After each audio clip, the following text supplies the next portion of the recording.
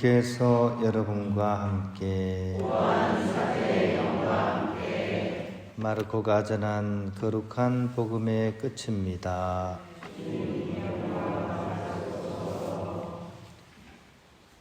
그때 예수님께서 11 제자에게 나타나시어 그들에게 이르셨다. 너희는 온 세상에 가서 모든 피조물에게 복음을 선포하여라. 믿고 세례를 받는 이는 구원을 받고 믿지 않는 자는 단죄를 받을 것이다. 믿는 이들에게는 이러한 표징들이 따를 것이다. 곧 내 이름으로 마귀들을 쫓아내고 새로운 언어들을 말하며 손으로 뱀을 집어들고 독을 마셔도 아무런 해도 입지 않으며 또 병자들에게 손을 얹으면 병이 나을 것이다. 주 예수님께서는 제자들에게 말씀하신 다음 승천하시어 하느님 오른쪽에 앉으셨다. 제자들은 떠나가서 곳곳에 복음을 선포하였다. 주님께서는 그들과 함께 일하시면서 표징들이 뒤따르게 하시어 그들이 전하는 말씀을 확정해 주셨다. 주님의 말씀입니다. 가을비입니다. 아주 비가 추적 아침부터 계속 옵니다. 그죠? 하루 종일 추적 비가 오는 것을 내자를 하면 뭐가 될까요? 내자가 넘겠다. 그죠? 5자 되겠네요. 추적 25시다. 농담이고요. 네. 오늘 추적 25시 이렇게 보내면서 주님 성천 대축일을 우리가 맞이하고 있습니다. 오늘 사실 독서와 복음이 거의 같은 얘기를 다 하고 있어요.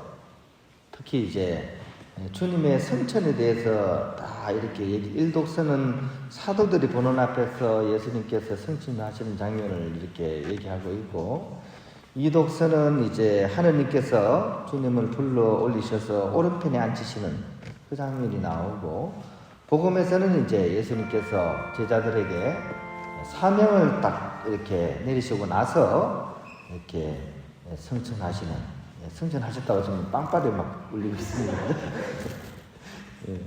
공통점은 뭘까요? 공통점. 공중으로 올라가시는 거예요. 공통점은 다 공중으로 올라가시는 거예요. 왜냐하면 이 옛날 사람들을 대상으로 하고 있기 때문입니다. 우리도 뭐 세월이 지나면 옛날 사람이 되겠지만 복음서가 쓰여지고 이렇게 성경이 쓰여진 그 시대 때 사람은 하늘은 하느님이 머무시는 곳이었어요. 그래서 하늘에 계신 분을 뭐라 그랬습니까? 하느님이라고 부르는 겁니다. 땅은요? 땅은 인간이 살아가는 자리입니다. 그래서 하늘과 땅이 사실 구분되어 있는 거죠. 물론 비행기나 우주선이 없었던 그런 시기니까 당연히 그렇게 생각할 수밖에 없습니다. 그래서 사실 이 성지순례 가서 예수님 성천 성당에 가보면 거기 이렇게 안으로는 못 들어가게 되어 있고 멀리서 이렇게 창문 틈으로 이렇게 보게 되어 있습니다. 거기 가면 바위에 발자국 2개가 탁 찍혀 있습니다. 근데 사이즈가 꽤나 커요. 한 280 이상 되는 그런 사이즈. 그보다 더 클 것 같아요. 누구 발자국은요? 예수님 발자국이라고 믿습니다. 그 발자국이 하늘로 올라가기 위해서 바위를 땅 치고 올라가셨기 때문에 바위에 이렇게 흔적이 남았다는 얘기죠. 그죠? 물론 이제 이것도 이제 옛날 분들의 그런 신심입니다. 그죠? 어떻게 보면 기복적인 신심이기도 하고 어떤 자구적인 것을 이렇게 얘기하고자 하는 그런 신심이기도 합니다. 글자 그대로 믿으려고 하는. 하지만 예수님 성천의 진정한 의미는 물리적인 시공의 이동, 그럴 수가 있어요. 하지만 그게 100%는 아닙니다. 원래는 물리적으로 이렇게 막 올라가셨다, 이게 주된 의미가 아니고 사실은 함축된 의미가 더 중요한 것이죠. 그래서 성경을 읽을 때는 꼭 자구적으로 읽는 것이 좋지가 않습니다. 그 안에 담긴 의미를 아는 것이 더 중요하죠. 예수님 성천의 의미는 즉 유한에서 무한으로 건너가는 그런 의미가 있습니다. 세상에 존재하는 모든 것은 유한한 거죠, 그죠? 영원한 건 없잖아요, 이 세상에 존재하는 게. 근데 예수님께서 승천하시는 그 사건은 유한인 존재가 무한인 존재로서 이렇게 건너갔다는 의미가 있습니다. 또 하나는 개인의 삶에서 이제는 모두를 위한 삶으로 옮아가는 또한 얘기합니다. 나 개인의 삶에서 이제는 많은 사람을 위한 그런 존재로서 삶이 옮아가는 걸 얘기합니다. 그리고 처음에 오셨던 사랑의 원천으로 되돌아가심의 그런 의미입니다. 그러니까 전혀 다른 곳으로 가는 것이 아니라 처음에 오셨던 그 사랑의 원천으로 되돌아가심을 의미하는 겁니다. 그러니까 오늘 이 복음이나 이런 현장에서 예수님께서 제자들과 이렇게 이별하는 이 장면은 네온불이 쓸쓸하게 꺼져가는 상거리 영시의 이별 또는 자리 끌어가는 간다 대전 브루스의 그런 이별이 아니라는 얘기입니다. 오히려 완결을 의미하고 있는 겁니다. 즉 부활의 완결이고 또한 하느님 아버지와 함께하는 영원한 생명의 선포를 이 성천을 통해서 이렇게 알려주시는 겁니다. 그러므로 주님의 성천은 오늘을 살아가는 우리들에게 한 세 가지 차원의 그런 선포이기도 하다는 그런 생각을 해보게 되었습니다. 첫 번째는 오늘 지금의 나에게서 새로운 나로 건너가는 새로운 삶, 이것이 바로 성천의 의미입니다. 수도원에서 가끔 이런 것을 볼 수가 있습니다. 또 우리 주위에서도 가끔 볼 수가 있습니다. 수도원의 어떤 형제가 알코올릭으로 고통을 받았어요. 아니 수사님이 어떻게 알코올릭으로 안 됐습니다. 똑같습니다. 회계에서 수도원에 이렇게 들어오신 분도 있어요. 그죠? 술 막 먹다가 밖에서 많이 먹다가 이래 살면 안 돼. 나 정말 회계에서 제대로 살아야지. 이래가지고 수도원에 들어왔습니다. 근데 수도원에 오면 제일 먼저 하는 게 뭡니까? 형제들 모여가지고 형제 항상 한 번씩 하잖아요. 그럼 다시 시작되는 거예요. 또 저희들이 사실은 일반인보다 술 마실 기회가 적을까요? 많을까요? 훨씬 더 많습니다. 본당에 보세요. 레저 단체가 몇 개입니까? 특히 형제님들은 2차를 뭐 합니까? 주로 2차 주일을 가시죠, 그죠? 그 가면 어떻게 됩니까? 그분들은 일주일에 한 번이지만 예를 들어서 제가 거기 참석한다. 그럼 몇 번 갈까요? 일주일에. 그러니까 기회가 늘렸어요. 그래서 사실은 일반인보다 프로테이지가 좀 더 높습니다. 근데 그런 형제는 얼굴도 굉장히 어둡고 몸도 많이 이렇게 상해갑니다. 그런데 어느 날 그 형제의 얼굴이 싹 바뀐 거예요. 오랜만에 봤는데. 왜 바뀌었을까요? 뭔가가 확 달라진 겁니다. 이 형제가 단주를 선언하고 새로운 삶을 살기로 정말 피나는 노력을 기울이고 있는 겁니다. 단주 모임을 하고 또 오히려 그 때문에 어려움을 겪는 사람을 위해서 오히려 가서 봉사하고 그렇게 하면서 이 형제의 얼굴빛이 삶이 확 바뀝니다.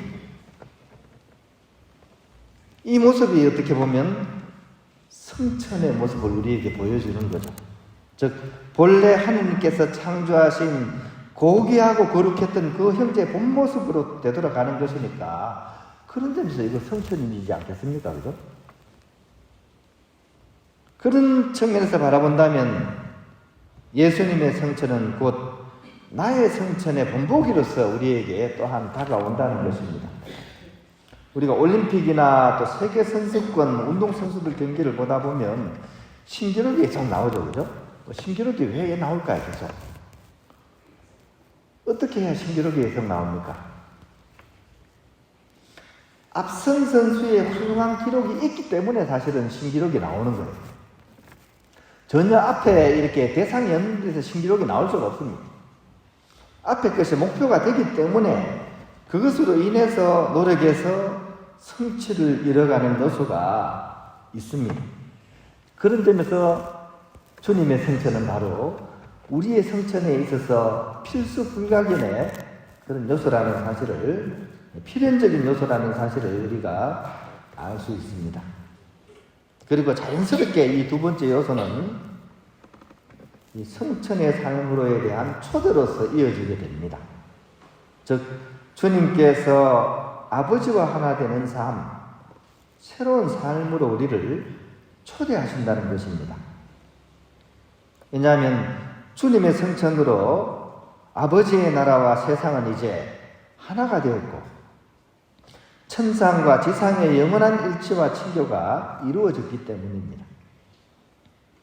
그래서 우리는 바로 지금 여기에서부터 성천의 삶, 또 성천될 삶, 그리고 하늘나라의 삶을 살 수 있게 되었고 또 살아갈 수 있어야 합니다. 그런 삶으로 초대를 하시는 것입니다. 그러기 위해서 우리는 우리의 그런 사회를 가로막는 벽을 허무는 것에서부터 첫 발을 디디면 좋겠습니다.